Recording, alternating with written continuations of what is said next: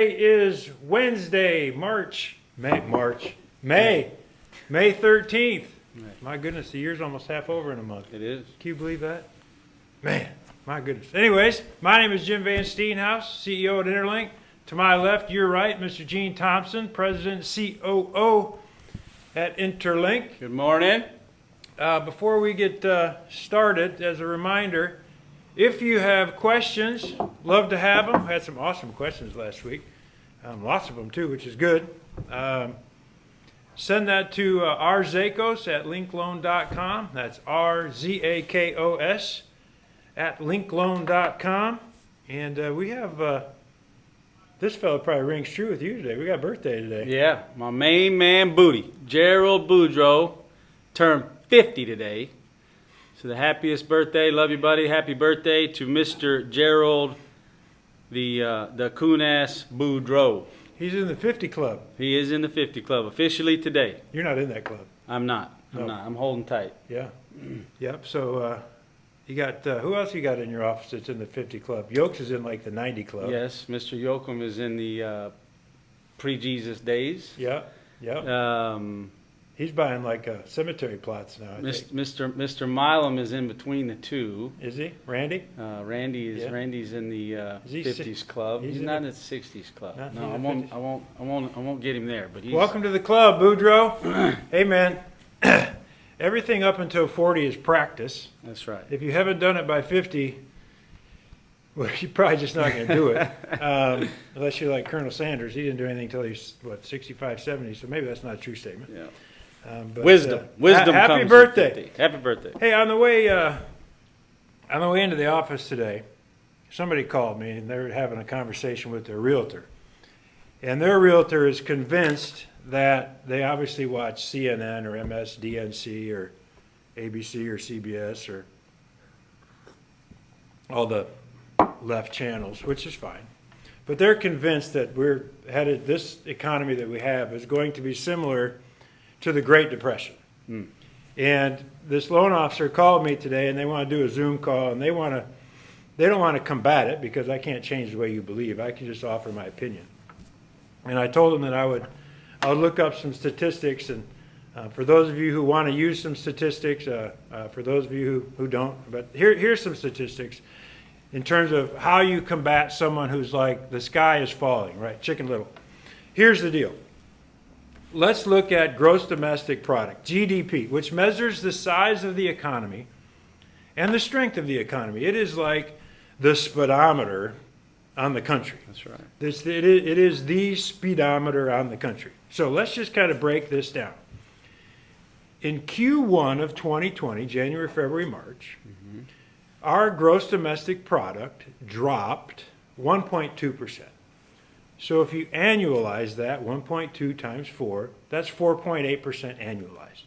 Not great, not too bad. Q2, which isn't out yet, is forecasted to come in at 7.5% drop. So if you annualize that, that's 30% annualized. Here's the kicker. We are now in an economy that is opening back up. You see it in your cities. We see it in Houston. Absolutely.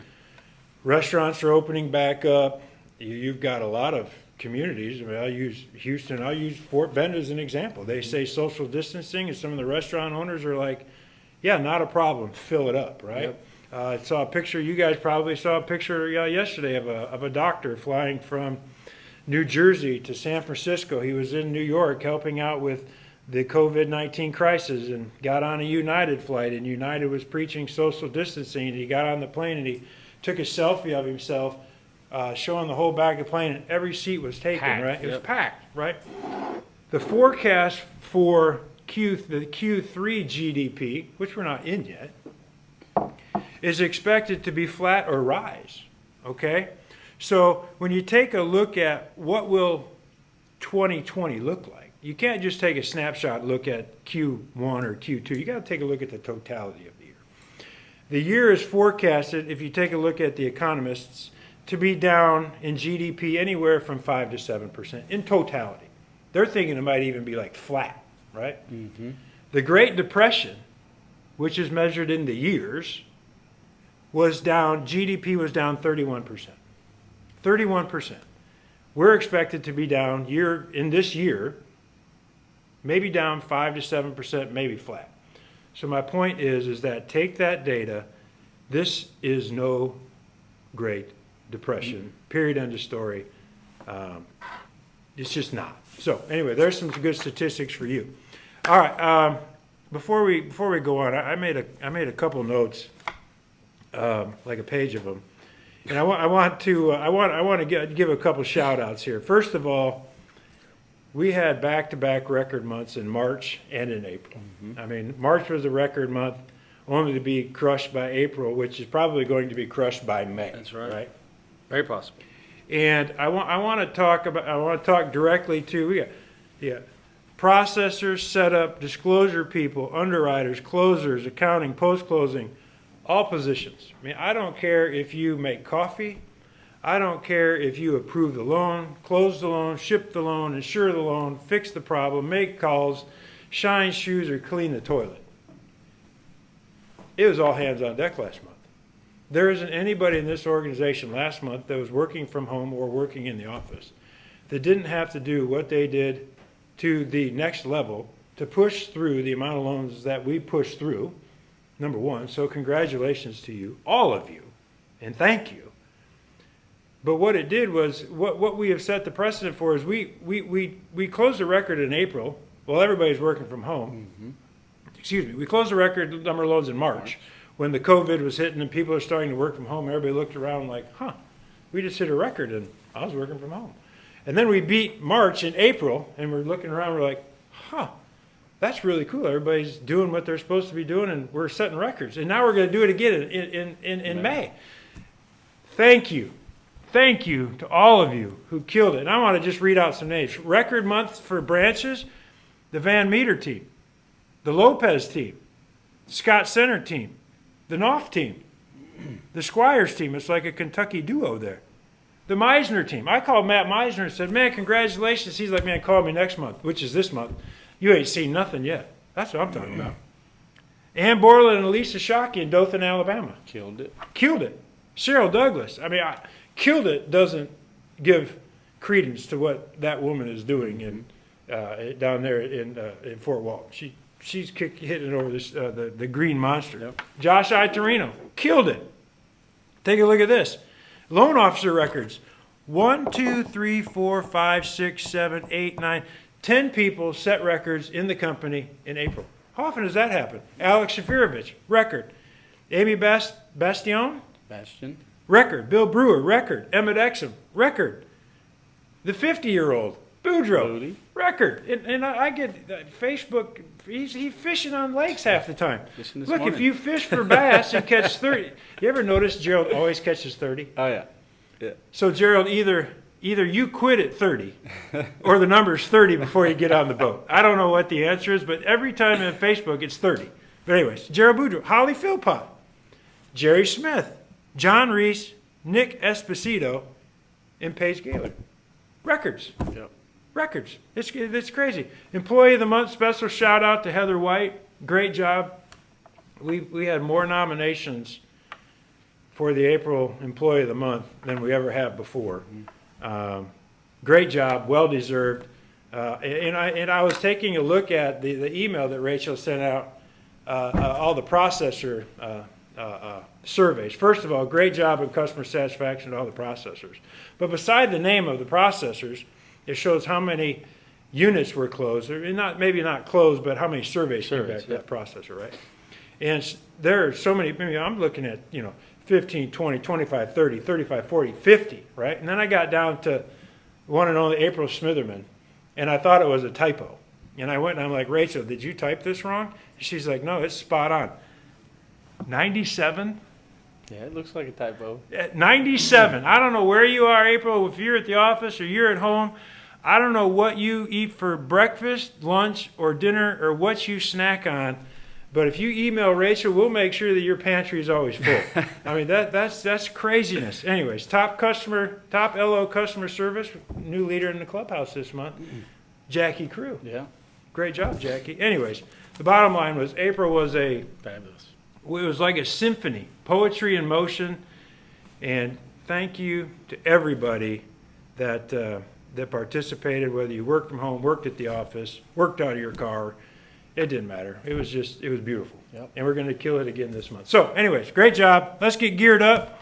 I guess I don't have to spend a lot of time on the fact that we close loans on time and as agreed, because we've set records now in March, April, and we'll set it again in May. Y'all keep killing it. That's just like you. There's a lot of things happening in the market. Some things are loosening up. Some things are not. Gene's going to go through that here momentarily. You got some great news to pass along to you. But the good news is that the way that we're managing things is that, like I said earlier, in every single one of our live streams, I wonder how many we've had now, quite a few, is that we control the controllables, meaning that it's easy to do a takeaway when the market takes something away. If you're going to say that you control the controllables, then you have to give back when the market gives you an opening and an opportunity, and you're going to find out what that means today. But let's take a look at locks. If you take a look at what locks are doing year over year, the month of May, 1st through the 12th of 2019 versus the month of May, 1st through the 12th of 2020, the year over year, same period, 1st through the 12th, you guys are up 26%. In 19, as Gene said when we started this going into COVID, we don't know what's going to happen. But if we can do a repeat of 2019 in 2020, given the COVID future, which we didn't know what it was going to look like, this was back in March, right? It was everybody was telling you that the world's going to stop rotating on its axis and we're going to start going backwards. If we were just saying, we had a great Q1, January, February, March of 20. Let's just repeat of 2019. That's the way this conversation started. But now we're finding that we're crushing 19 in the middle of the pandemic. So when this thing is loosening up, which it is starting to do, I mean, I feel like Secretariat, and we've been in the gate, right? And we're ready to run. The big gates are ready to go, and all these horses are going to come charging out. So I can't wait to see what happens. Applications week over week, they were flat, meaning that we took the same amount of leads and the same amount of apps week over week, which is fantastic because the week prior and the week prior to the prior were incredible applications and leads, well over what you did in 2019. Nationwide applications were flat, up 1%. But here's a kicker. Interlinks applications, 75% purchase, even today. Yep. Nationwide, all of the competition, 33%. Competition, nationwide, coast to coast, north to south, 33% of their stuff is purchased, 75% of yours is purchased. Hats off, great job. We got to give a shout out to Mr. Alex Shavirovich.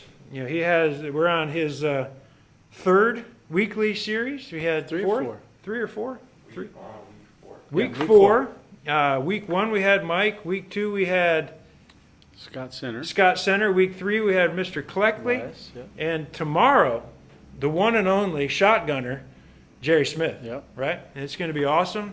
Don't miss it. You guys will take away some great stuff to talk to your referral partners about. I mean, one of the things that Gene and I talked about early is that getting out of your comfort zones. As we said 3 or 4 weeks ago, 57% of the realtors never use live stream, Zoom, Blue Gene, whatever it is whatever you're hooked on. And now you're teaching them how to do it. And when this goes away and is behind us and written in the history books, what you're learning to do today, you're never going to stop doing, right? Which gives you an advantage. So. You know what's interesting, real quick, about transitioning from week 3 to week 4 in the video series is week 3 was Wes. Obviously, Wes is very comfortable with that. Spends a lot of time marketing and was doing video before, just at a whole new level now. Mm-hmm. Jerry Smith, on the other hand, is a guy that is solid as a rock, great producer, but anyone who knows Jerry knows that getting into video for Jerry Smith, and admittedly so, you'll hear tomorrow, was not his forte, and he was not real excited about that, and he has forced himself to do it because it just kind of goes against his personality. And it has become a strong suit for him. So, you got kind of both sides of the spectrum for whoever you mirror yourself after from a personality standpoint. So, two different perspectives would be awesome. It's only uncomfortable the first time you do it. That's right. Right? It's like going to the gym the first time. It's only uncomfortable the first day because you think everybody's looking at you thinking, he, you're only lifting 10-pound dumbbells or whatever. But they're not. No, here's the thing about it is nobody cares what it is you're doing. They only care what they're doing, right? But it's only uncomfortable the first time. So, hey, Jerry, great job for doing that with Alec. Love it. Let's take a look at the housing market. What's changed week over week? New update we have on forbearances. I got some great stuff, great takeaways. We've got some slides today. And I want to talk to you guys that if you want any of the material that Gene and I talk about, because we put it together over the whole week. We just don't throw the agenda together this morning. We put this together, started putting together next week's live stream a couple days ago already. If you want any of this data, it's not like classified data and you don't have to go mine it yourself. Just call us and ask us. We'll give you the information like the GDP numbers. We'll give it all to you so you can use it in your Zoom calls or your conference calls or whatever it is that you have. So feel free to ask on the slides if you want any of the slides. Gene had some last week. We've got a couple this week. We're happy to put it out there because it's about education. It's about knowing. Forbearances nationwide. 4 million borrowers. 7.91% of the mortgages coast to coast are in forbearance, right? They can be in forbearance, 6 months, 12 months. Wells Fargo put out a statistic the other day. And this is interesting, and it tells you the mindset of the economy. Although 7.91% of mortgages are in forbearance, coast to coast, 4 million people, Wells Fargo shared the facts that over 60% of the people that have entered into forbearance with them are making their payments, right? So they're entered into forbearance, but they're still making their payments. So the question begs itself in the media, look, I love media, but a lot of it is Chicken Little, the sky's falling, left, whatever you want to call it. It's only bad news, right? And I'm going to share with you today some media bad news that I turned into good news by taking the opposite look at what they looked at. We'll talk about that in a minute. But I would bet you out of those 4 million borrowers, how many of those, what we need to hear is how many of those are making payments, right? That'd be an interesting statistic if the media puts it out. That's a 5% increase week over week. This data is through Friday, May 1st. We believe that the forbearances will probably jump only because the mortgages are due the first week of May. And if you weren't thinking about it, and we had 20 million people go take unemployment last month in the month of April, and now that is looming and your spouse is like, hey, what are we going to do here? We forecast, and we think there'll be a jump in forbearances, but stay tuned. You certainly don't want to claim forbearance after you get a late payment. No, you don't want to do that. Here's something that I would that's definitely worth talking to your referral partners about that I read yesterday. It's very interesting. Forbearances are not to be reported as delinquencies on your credit reports. But, man, these people, there's some sneaky people in this business, right? It's become a scarlet letter, and let me explain what that means. Mortgages in forbearance as a result of COVID-19 have to be reported as current. That is the rule as laid out in Section 4021 of the CARES Act, passed by Congress in March. You are all familiar with that. It says specifically, servicers shall not report credit obligations. Servicers shall report the credit obligation and or the account as current. Period, end of story. Here's where somebody in the back room smoking a cigar got a little bit busy. You need to be aware of this as you look at your credit reports. It turns out there's a workaround that can make it difficult for people with mortgages in forbearance to get another home loan after the COVID-19 crisis is over for as long as a year after the forbearance period ends. Catch this. This can impact their ability to refinance or buy a home when times are better. Here's how they're doing it. The CARES Act does not mention the comment section on the credit reports. And that's where forbearance notations are going. Talk about sneaky. Yeah. The comment section on the forbearance report is showing you as current, but in the comment section, they are putting forbearance. So technically, the credit bureaus are following the letter of the law. However, it's not the spirit of the arrangement. Still telling on. It's in the trend of data, too, we're seeing. Right? So they're doing the same thing with, there's credit cards and auto loans that people are giving the same forbearance to. And when you look at the trend of data, it shows current. right? It doesn't show past due. The 30, 60, 90 bucket shows 0, 0, 0. But when you go to the trended data, it shows 1 or 2 months with no payment made. Right? So That is not the spirit of the transaction, and what I believe, the MBA, which is a very large group, the Mortgage Bankers Association, very large, big lobby, they're going to start dripping on Congress, and it'll be very interesting as our congressmen and women find out about this. My guess is they're not going to be very pleased, and that may come to a halt, but we'll see. So. yeah.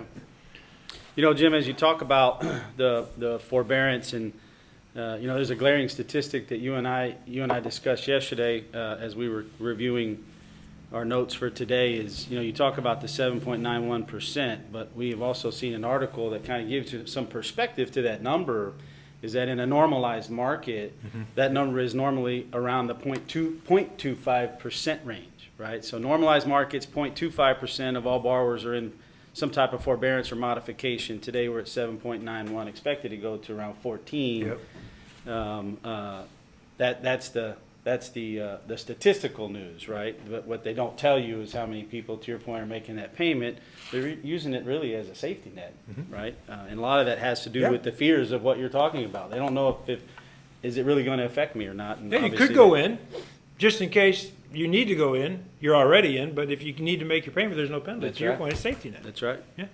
But a lot of that has driven. We've talked about week over week that the forbearance piece is not the only driver, obviously, but it is a portion of what is driving a lot of what's going on in the mortgage space relative to the aggregators and the agencies, right? And one of the things that was positive that has started really at the end. It's always 4:30, 5 o'clock, a Friday afternoon, and spilled over into Monday was notifications from some of the aggregators that they are withdrawing, passing along the penalty that has been set by FHFA for conventional loans, both Fannie and Freddie, for loans that go into forbearance after the investor purchases the loan.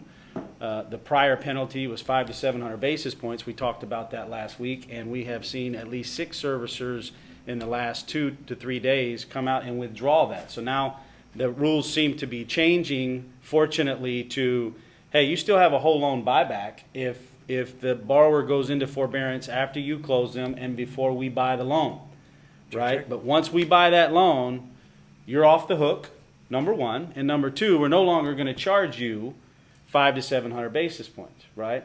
That is a big step. And let me tell you why. It's a big step because what that tells us, as we have also talked about on this call, is that at some point, these big servicers, right now, everybody just like us that has Fannie, Freddie, and Ginnie Mae servicing opportunities are taking the opportunity to deliver those loans direct, right? And that has been a godsend for us. We've talked about that a bunch. But that will change over time. We've talked about that. The aggregators will step back in because they have to feed the beast, right? They cannot exist without buying loans, which generates revenue for them, right? And so making these decisions is basically them saying, hey, we got to get back in the game, right? And it's a good step, right? It does not change the fact. It doesn't have anything to do with the government space at this particular point. They're putting all of their initial efforts in the bag of high FICO conventional loans. But it is a positive step and has put us into a position as an organization as we go through every Monday looking at the opportunities that we can pull back on some of the changes that we've made. It's given us some opportunities to dive a little deeper in that, and we want to focus on some of that today. So This is where the good news starts. yeah, this is where the good news starts. So one of the things that is very interesting, we've talked about, we make fun of ourselves, mortgage bankers aren't real smart and we have very short memories, right? And so we've seen non-QM subprime loans come into the market, out of the market, into the market, out of the market over the last 15 years. And I will be the first one to tell you, and I know Jim and I share the same feeling, and Superman, who is way smarter than either one of us, we didn't think we would see anyone step back into, even think about stepping back into the non-QM space for at least 12 months, right? And lo and behold, we are starting to hear noise about investors getting back into that space already, right? Now, they've changed their requirements. The LTVs are a lot lower. The rates are a lot higher. The FICO scores are a lot stiffer, right? But nonetheless, more to come on that. We're just getting into that, and we've got to continue to work through that. But there is noise about those products starting to open back up already, which once again, from our perspective, is a big positive It's been, step. what, 3 weeks? Yeah. Yeah, it didn't last 6 months, 90 days, let alone 12 months, which just kind of goes all the way back full circle to everything that you've been talking about in relationship to the economy and our production, et cetera, right? We're just leapfrogging. We built our bridge, and it's really not a bridge. It's the bridge has been elevated, and we're going straight north, which is awesome. So let's talk about some products. So as we talk about every single week, look, we are going to continue to use the same diligence, care, and data to look at opportunities to withdraw some of the changes that we've had to make over the previous 6 to 8 weeks. We released some bond programs last week in a couple of states, and we are getting ready to give you guys some additional good news. So let's get to it. So let's talk about bond loans. We believe, based on the changes that have been made over the last couple of weeks, in addition to what we are seeing in the market, that for most bond products, we have the ability to step back into that market and get into a position where we can start talking about that again, originating those loans, at still mitigating the risk that we have the ability to control, right? Making a very good business decision with our production in mind, but certainly the performance piece as it relates to this whole forbearance thing that is still out there. Although seems to be losing some steam in the market, not necessarily in forbearance. So from a bond loan perspective, look, we are going to release all bond entities that we have stepped away from in our temporary notification on April the 15th. I will be sending out a memo by the end of the day, first thing in the morning, announcing that we are stepping back into the bond space. There will be a couple of caveats, right? As we all are aware, with the news flashes that we've continued to send out by investor, even though we are not originating these products today, 99% of the bond authorities have made their own internal overlays and made some changes. As an example, most of them used to be at 620. Now they've self-imposed a 640 minimum, and if the DTI is greater than 45, most of them have self-imposed a 700 minimum FICO score, right? That has to do with the quality. That has to do with phase 3 of COVID, which we're not in yet. We've talked about multiple times, which is the foreclosure piece. There's still that uneasiness in the government space, and we seem to see all of the standard focus seems to be right now in the conventional space, right? But we do believe the government space is coming. Obviously, it's just a little further out. But nonetheless, we are going to jump back into bond loans. We are going to, there are 2 states at this particular moment that we are going to need some additional time with, and that is going to be the state of Alabama and the state of Kentucky. The way that the agreements are written, which is a big part of the reason that we had to make the decisions that we made back on April the 15th. The way those agreements are written, we believe that from a risk standpoint, we still have some risk that we cannot mitigate today as an organization, and it would be cavalier to jump back in with bond loans in those particular states. So they are going to be a few weeks behind. But for all the other state bonds that we currently offer, I've got a list of them. They'll be in the announcement. We are going to release them. It will not include, once again, AHFA in the state of Alabama, the Kentucky Housing. It will not include Texas Vet Land Board, anything that is serviced by Gateway, which is Texas Land Board, and the Seth Gold Star program here in Texas, although we will be rolling out the other Texas bond programs.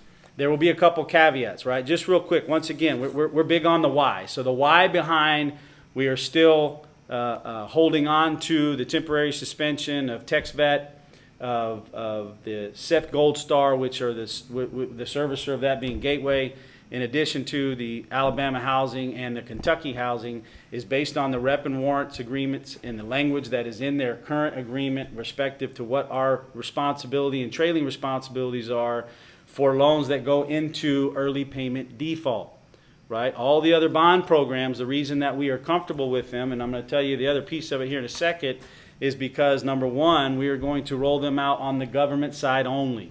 Ginnie Mae only. No conventional bond loans today, right? Why? Because we have the ability to mitigate our risk on the Ginnie side, and we have the ability to mitigate it where we are only getting into the risk as it pertains to early payment defaults, right? And so forbearances relative to after insuring, the way that the bond programs are treating them, they're treating them like early payment defaults. We always have that risk, and that's something that each and every one of you guys will have to think about as you start getting back into telling people we're doing bond loans, right? Because if a borrower goes into forbearance, even after the loan's purchased, if it's within the first 6 payments, they're going to consider that an EPD, even though it won't be counted against the borrower, allegedly. The bond authority is going to consider it an early payment default, and obviously they'll be recouping revenue, and we'll be recouping commissions, right? And so you got to think about that as we get into the product. But nonetheless, we're going to get those decisions out for the field to make, with a couple of minor exceptions. But that is the reason behind the exception of those states, is that the language that we have to deal with respective to the EPD language, we can't mitigate that today. Right, and it gets into whole loan buybacks, and it's just not a good business decision today. But look, Alabama, Kentucky, we love you. We're working on it, right? But nonetheless, all bonds coming back to the market, with the exception of those small limitations. Here's how the minimum requirements that we are going to impose as an interlink organization in the event they are not self-imposed by the bond authority already. And this will all be in the announcement that comes out, but I'm going to read through them with you quickly. A, we're going to self-impose either the bond authority overlay, right? There are a couple of bond authorities that require 660 minimum today. They got smart on their own. They did get smart on their own. So it'll be the bond authority's specific required guidelines as of today, right? Or our self-impose. Our self-impose will be a minimum of a 640 FICO score if the DTI is 45 or less, and a 700 FICO score requirement if the DTI is greater than 45. How did we come up with those numbers? That is what 90% of the bond authorities have already self-imposed on their own, and the few that haven't, we think it's necessary to follow what the masses have done. So we didn't just pick those numbers out of the air. We are basically self-imposing on any bond authority that has not taken what we believe is the prudent step to go to a 640 minimum below 45 or a 700 above 45. We are going to self-impose it, but I'm only aware of 2 programs that aren't already there. All bonds right? will be the same. So that puts all bonds across the board the same. Yes, sir. Once again, we are going to roll out Ginnie Mae only. This will be in the announcement. So we're not going to allow Fannie or Freddie loans backed with bond. They will have to be either FHA, VA, or USDA. In the last 2 years, we've put 3 loans in the bond program that have been conventional, so I don't really see that as a takeaway. And they were all from one loan officer, and it was like 23 months ago, right? Everything else has been Ginnie, so I don't see that as a real restriction, but it is a restriction nonetheless. And look, hey, we're still going to require the risk matrix. That's always been a part of our requirement. That hasn't gone away. And we're going to make this effective tomorrow, right? I would love to make it effective today. That was our initial intention, but then I forgot I got to notify underwriting all those people that are figuring it out at the same time you guys are. And I don't want you guys... Part of being live. Part of being live, that's right. So I'll make sure everything gets squared away with everyone that needs to know what's going on. That all found out at the same time today, besides myself and Jim and Mr. Baker, so that we are prepared to get that done properly. So I'll get all the announcements out this afternoon. It'll be effective tomorrow, and you guys can start sharing the good news with all your referral partners, your builders, your realtors. Hey, we're back in the bond business. My only caveat to that is it's like when your parents give you $5, spend it wisely. Yeah. Right? We do have to be careful that we do not get picked off, right? We have to be careful that we don't get picked off because, the lower FICO stuff still has some pricing issues, and that's not going away. And what we don't want to end up with, I'll say it for your branch managers, I'll say it for this organization, I'll say it for myself. We do not want to be in a position where all of a sudden our bond loans as a company, as a branch, anybody into specifically at the from a branch percentage goes up above what we consider their normal budgeted range is. That would not benefit anybody in the process. So let's use it where we need to use it, guys. But nonetheless, hey, we're back in the game. Let's talk about FICOs. Just as a quick recap, when we made adjustments to FICOs, I felt like we did it with great care. We used data.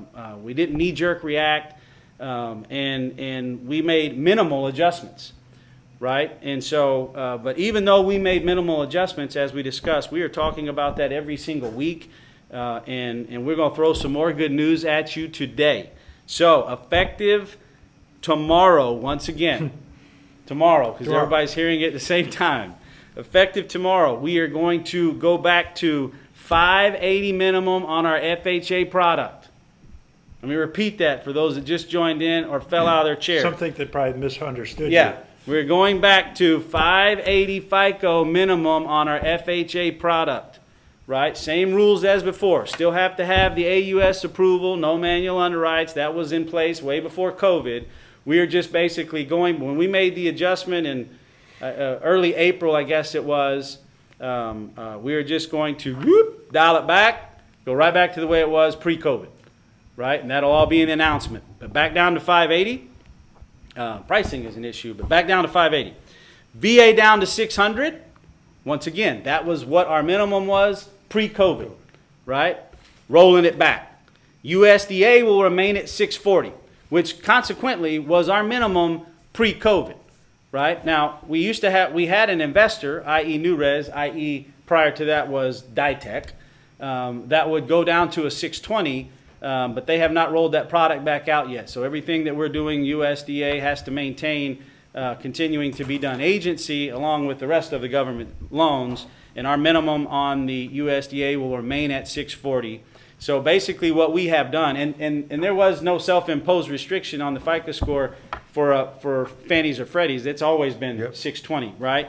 So essentially what we are doing today, guys, is we are rolling back every FICO imposed, that's not the right word. Every FICO score that we imposed increase, we are rolling them back effective tomorrow morning back to pre-COVID levels.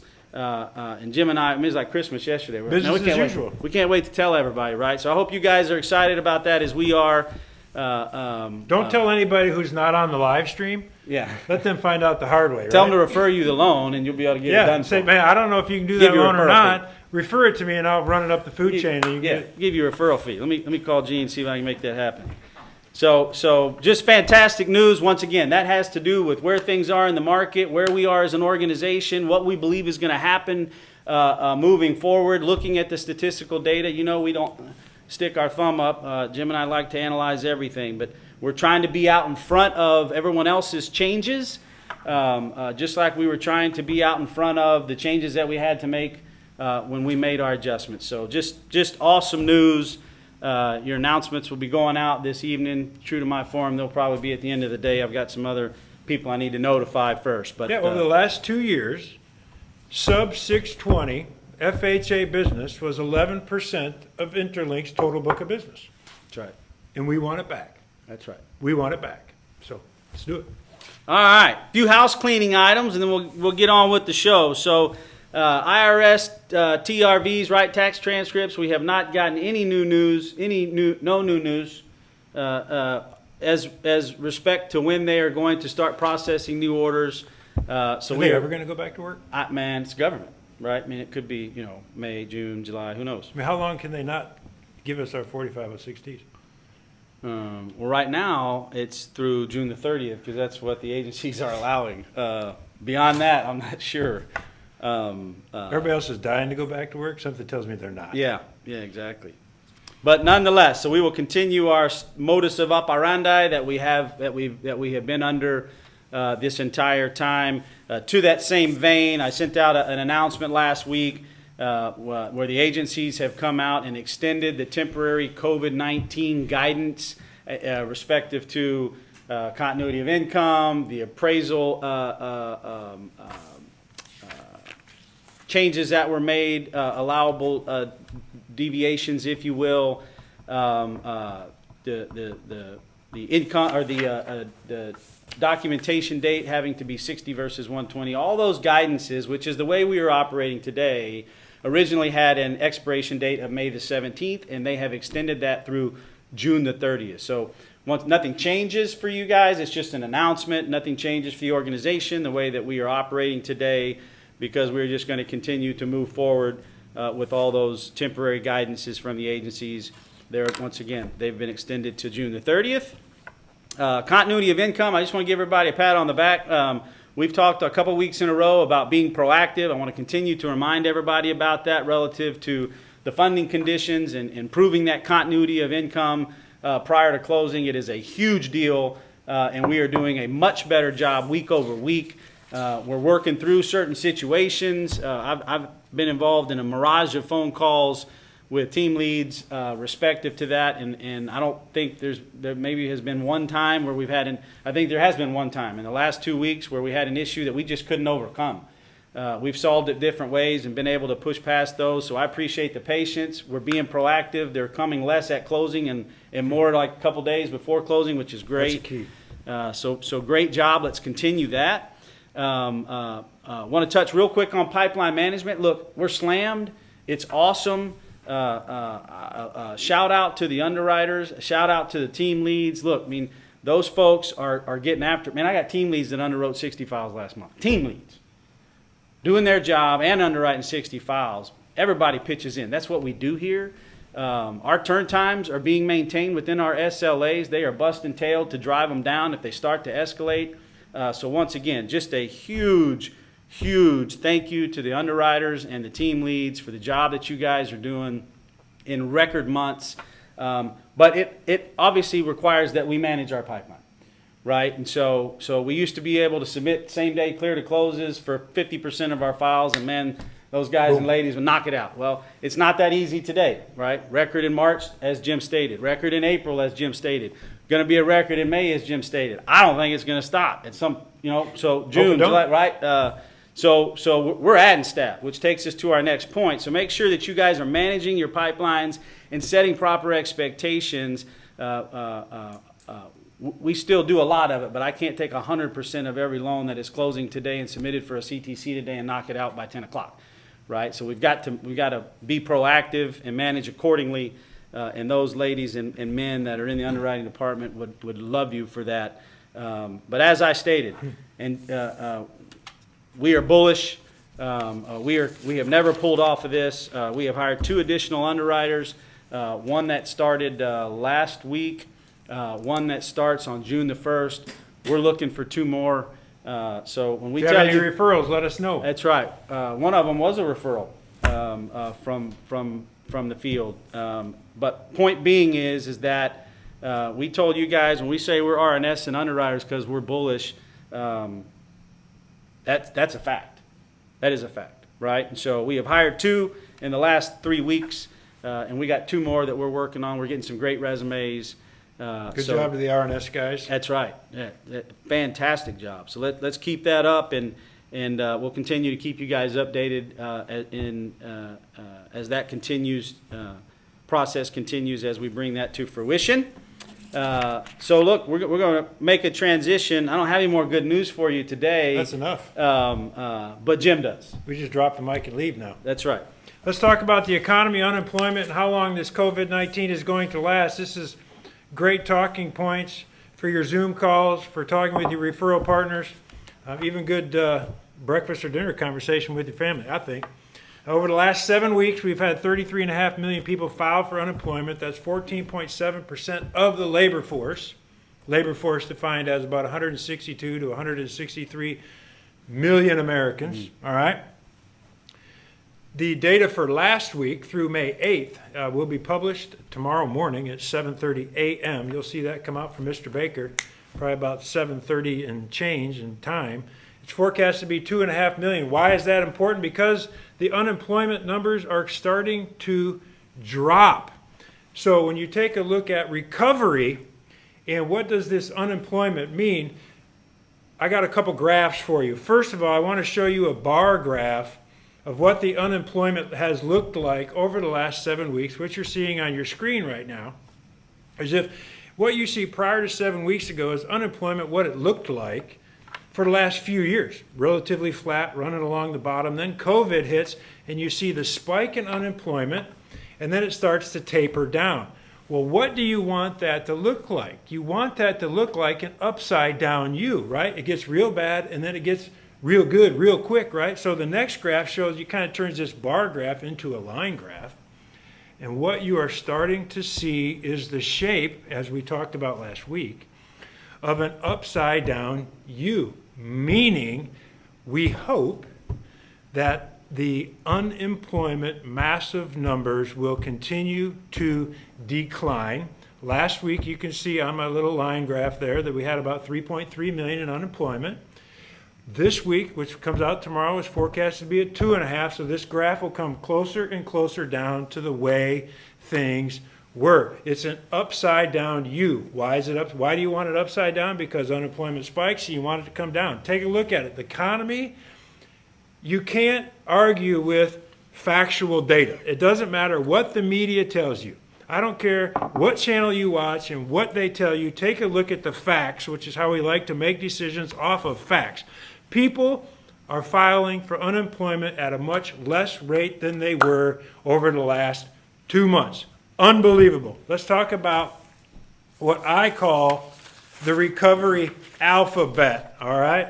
There are 6 graphs that I'm going to show you, and if you want to copy these graphs, just let Rachel know, all right? This is the options for how an economy can recover, right? I'm going to go through them one at a time. The first one is called an L-shaped recovery. As you can see, you're motoring along, and then COVID hits and the economy drops out, right? And the economy never recovers. Newsflash, this totally sucks. You do not want this to happen. But what we are seeing, if you take a look at the unemployment numbers, is this is not what's happening. But obviously, this would just be terrible. So, but it's an option, but it's not going to happen because we have the numbers that are showing that this is off the table. I wanted to show you. Second choice is called a V-shaped recovery. Now, you've heard this on the news channels. You've heard Trump talk about a V-shaped recovery probably every single time he takes the podium. We would love a V-shaped recovery. What does that mean? The economy is trucking along, COVID hits, it goes way down, and then all of a sudden somebody hits a light switch and said COVID's over and it skyrockets back up. That would be a great option.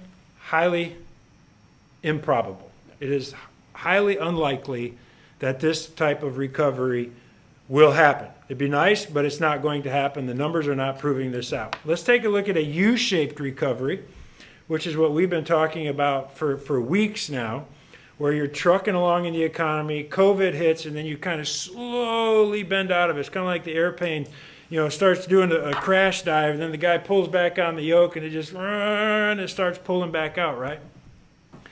What we believe is we are either going to have a U-shaped recovery, or I'm going to show you a new one that just came out. The Economist talked about this over the weekend. It's called a swoosh-shaped recovery. I think they're even giving credit to Nike. I don't know. But anyway, it's called a swoosh shape. But what we're thinking now is that you had the economy chugging along. We drop off with COVID. We do not believe that it will be as rapid as a V. We do not believe it will be as rapid as a U. It'll be more of a swoosh where it kind of starts edging up and takes time to get back to where we were. That's an option.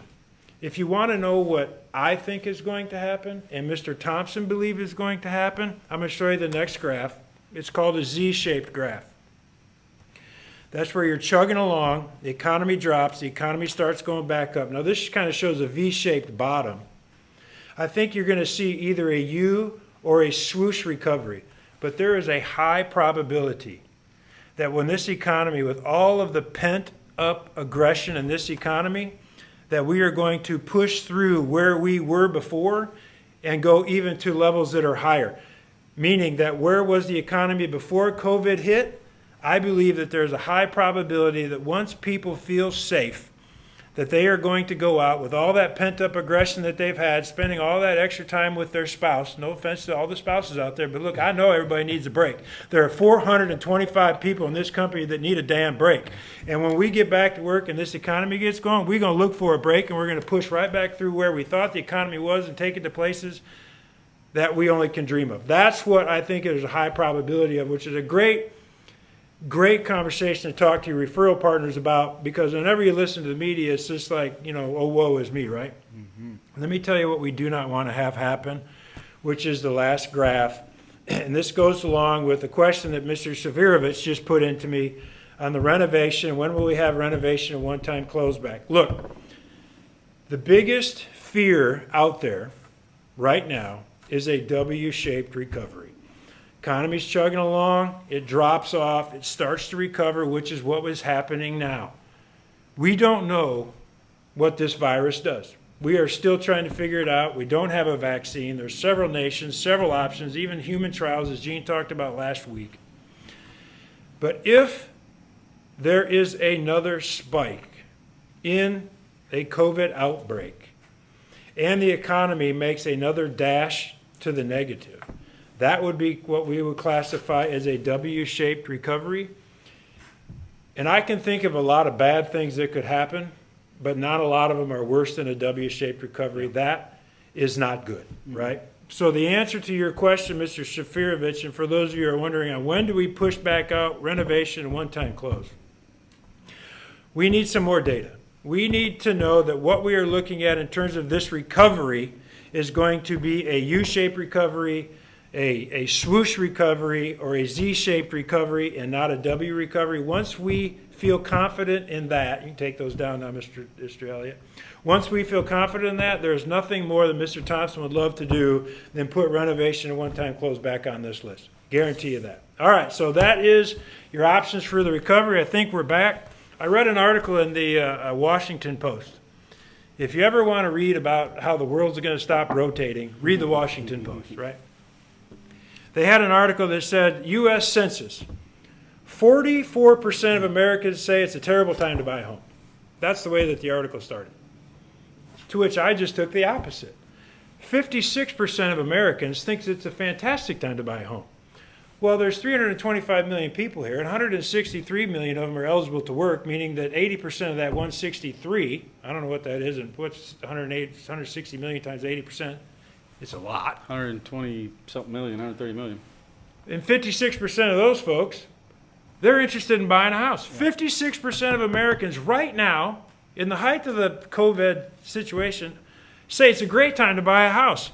51% of Americans are confident home prices will remain steady or increase. 51%. What does that mean? That means that 51% of the nation is confident in listing their home and not worried about going backwards. They think it's going to remain steady or increase. That's fantastic for listing your home. Listen to this one. The article said 34% of Americans are concerned about losing their job. Fear factor. I took the opposite. 76% of Americans are not concerned about losing their job in the next 12 months. 76%. If someone says that you and I could go to Vegas, and the odds are 76% that we would win any game we sat down to play, would we go? Absolutely. 76% of Americans are not concerned about losing their job in the next 12 months. That's unbelievable. 78% of Americans say their household income, catch this, listen up, is significantly higher than it was 12 months ago, or about the same. 78% of Americans say their household income is either A, the same, or significantly higher than it was 12 months ago. 78%. It's crazy. Here's a good statistic that's not even better than the ones before. We've heard over the last 12 months, what do you call it when you don't have enough listings on the market? The inventory. Inventory. Not enough inventory. I've talked to all you guys about not enough inventory in my market, right? COVID has created some pent-up inventory. The housing inventory plagued the industry over the last few years. COVID-19 has corrected this situation. Home prices are relatively stable. We talked about that before. And once all of these restrictions are lifted, the purchase market is forecasted. And what did this writer say? It's not forecasted to get back to normal. It's not forecasted to proceed. What the economists used was a very awesome word. The market is forecasted to explode. Remember when the news tells you unemployment is 15%, that means 85% of the 163 million people are working. You can take these statistics and make up anything in your mind. It just depends on if your glass is half empty or half full, right? And you just got to believe positively or negatively, but there is some unbelievable positive things, and I'm going to leave you with this tidbit. The chief economist at Goldman Sachs, over the last 50 years, the 3 recessions with the highest share of temporary layoffs were followed by the fastest labor market recoveries. Let me repeat that. Over the last 50 years, we've had 3 recessions. The highest share of temporary layoffs were followed by the fastest labor market recoveries. Here's the kicker. 18 million of the 20.6 million, call it 21 million, 18 of the 21 people laid off in the month of April were temporarily laid off, hence furthering the potential for a quick recovery. I've got 2 words for you guys out there. We set a record in March, we set a record in April, we're going to set a record in May. This data, man, the 2 words are get ready. Just get ready, because when Secretariat leaves the gate and this economy explodes, you better get someone to help answer your phone, because it's blowing up. Especially since you've been going after the realtors and everybody else has been spending 79% of their time chasing refinances. You guys are 75% purchase. The rest of the market's 30% purchase. That's right. Just get ready. Get ready. Right. Awesome times. Awesome. What a difference a few weeks makes, right? And you guys have kept your heads down and kept moving the whole time, the entire time. It's that those rewards are paying off. And you talk about records in March, April, and May, and Jim shared year-over-year lock data for the month of May. We know that locks in May are predictor for June fundings, right? And so we're looking for another huge lock month in May, which means what? It means June's going to be substantial as well. So just fantastic job.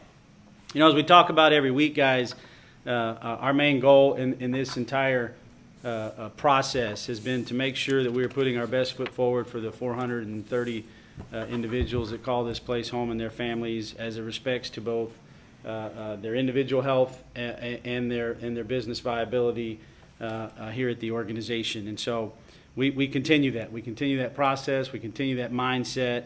And once again, we don't want to ever look back and wish we did something different. We're trying to live that every day for everybody here. And along those same lines, I just want to remind everybody just quickly is that we have made a decision. We announced this at May 1st to give everybody plenty of time to get prepared for that with the little ones at home and get used to putting on real clothes, your big boy clothes again, because you're not going to be at home behind the camera, and you actually have to wear pants when you go to the office versus looking at someone from their torso up.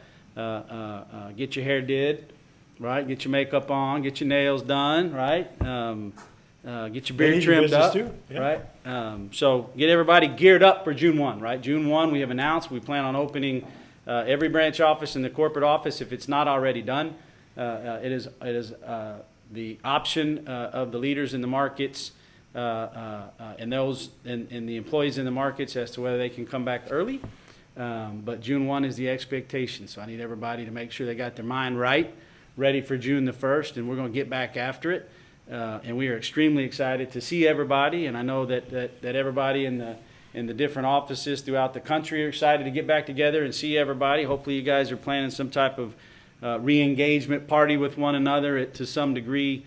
It's going to be awesome, and we just want to make sure we keep that out in front of us, because it'll be here before you know it, right? I mean, it's already the second week of May. So in addition to that, as we mentioned last week, just to reiterate, we will continue our weekly live streams, Jim and I, through the month of May, and then we're going to reassess the timing of it. We will continue to do an live stream address. We've enjoyed it. We think it's been beneficial, not only for the company, but for us as well. Yeah, let us know your comments. Email Rachel. Let her know your comments. I mean, look, we don't do this for us. We do this for you. I mean, there's 425 people in the organization. We'd love to hear your feedback on how you'd like to have Gene and I communicating on the live streams. We've said, as Gene said, we're not going to stop. It's just a question of how often do we do it, right? Right. We'd love to hear your feedback. You guys are the ones on the other end of the line. Let us know. Yep. So just let us know on that, and then we'll make some decisions when we get towards the end of the month. And what about this constant momentum that we continue to build in the organization with the catching somebody doing something right mantra? Man, we're getting probably 3, 4, 5 people catching someone doing something right. Keep it up, right? I mean, contagious. I said it before.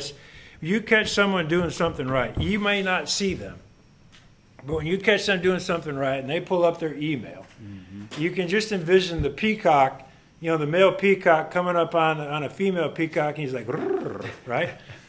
That's exactly what you make him feel like, man. He's like, "Rrr, look at me," right? I mean, that's the way you make somebody feel when they catch them doing something right. So keep it going.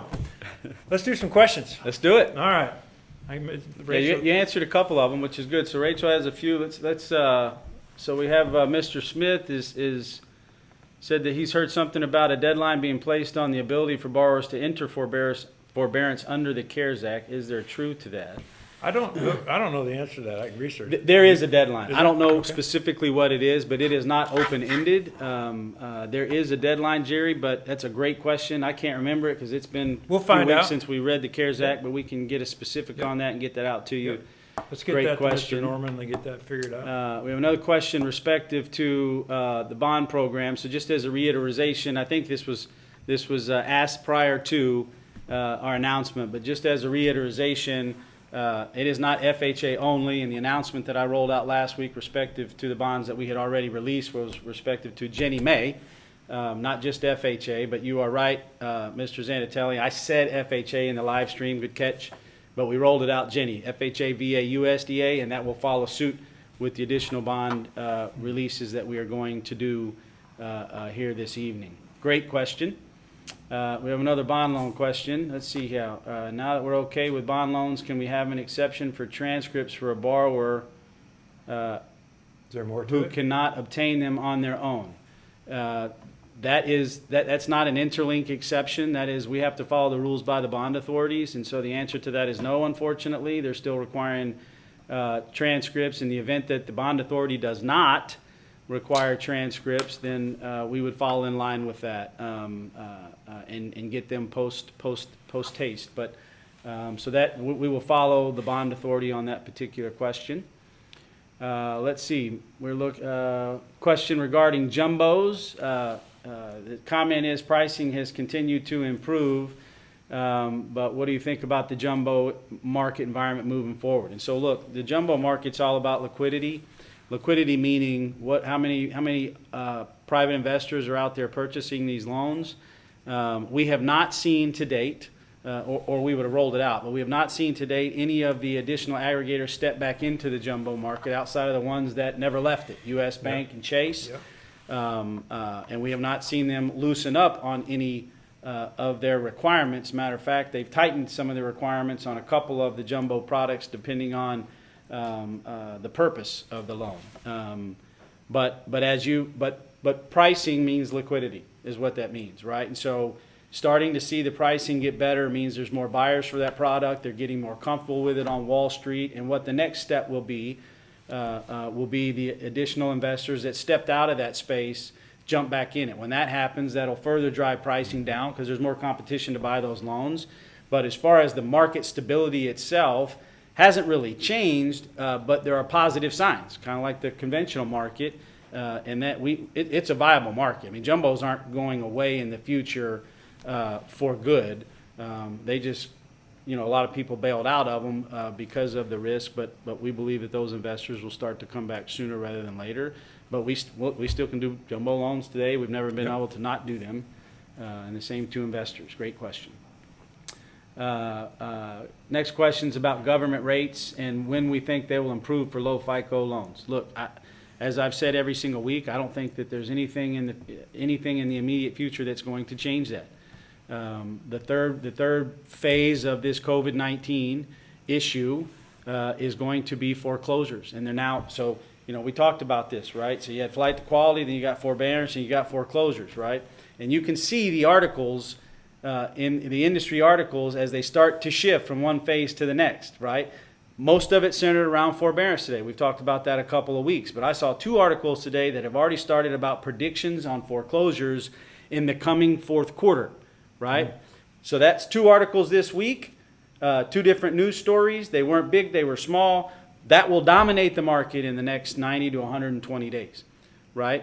But that risk of that particular portfolio from a performance standpoint, as it pertains to the aggregators, right? We're talking what's going to improve pricing in the lower FICO buckets is the people like PennyMac, Mr. Cooper, AmeriHome jumping back in and buying those products. They don't want them today. Until that happens, there's nothing to drive the pricing back down, right? So great question. I don't see it happening anytime in the near future. It has gotten a little better, but I don't see it drastically changing for another 6 to 9 months. That's my personal opinion. I know that kind of seems a little drastic, but It goes back to what you said earlier.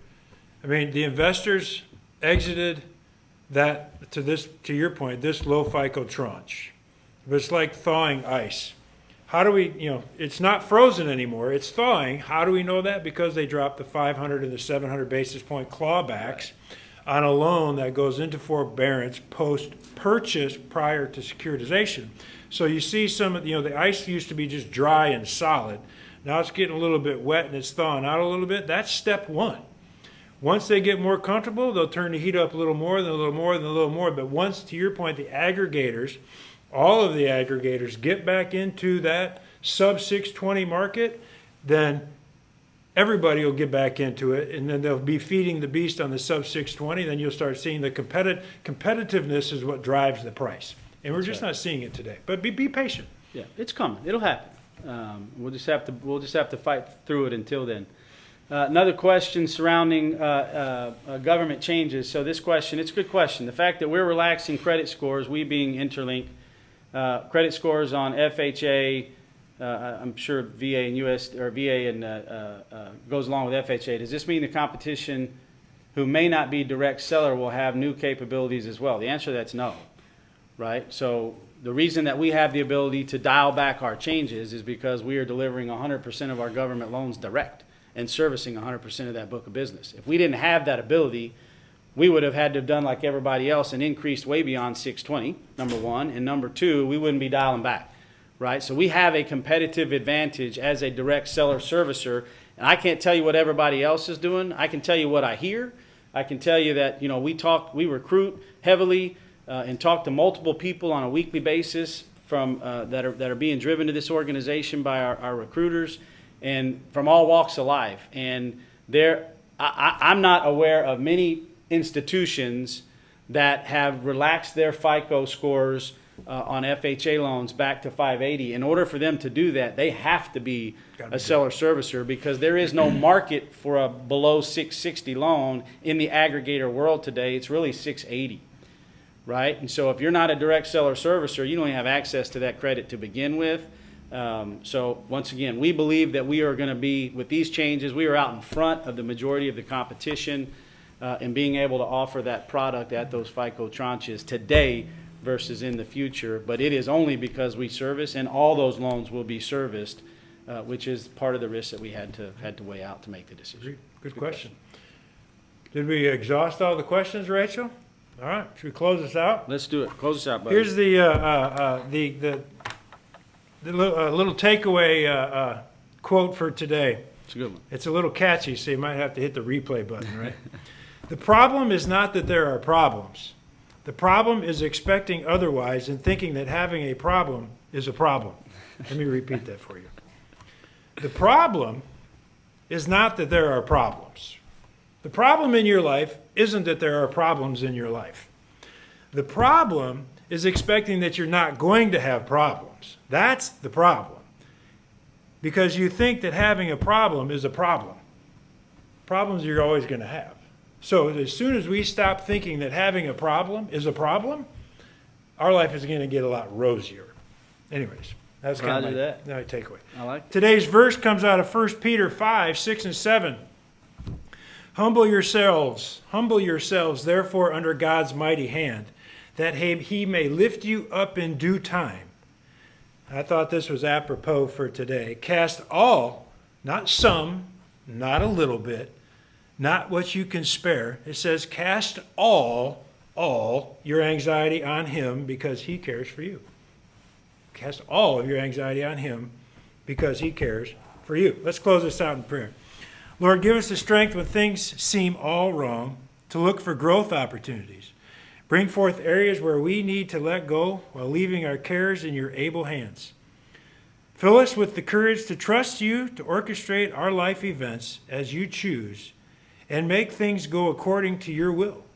Give us strength to be on the lookout for what you are doing in our life while giving thanks to you for all circumstances. Lord, help my words be tender and gracious today, for tomorrow I may have to eat them. Let me repeat that, Lord, because I fail at this all the time. Lord, help my words be tender and gracious today, for tomorrow I may have to eat them. Lord, thank you for this Interlink team. Thank you for their families, their friends, their associates, our referral partners, our borrowers. We pray for your continued favor and blessings upon this organization. In your son's Jesus' name. Amen. Amen. Thank Good you, week. buddy. Hey, keep winning. See you next week. Keep winning. See you next week.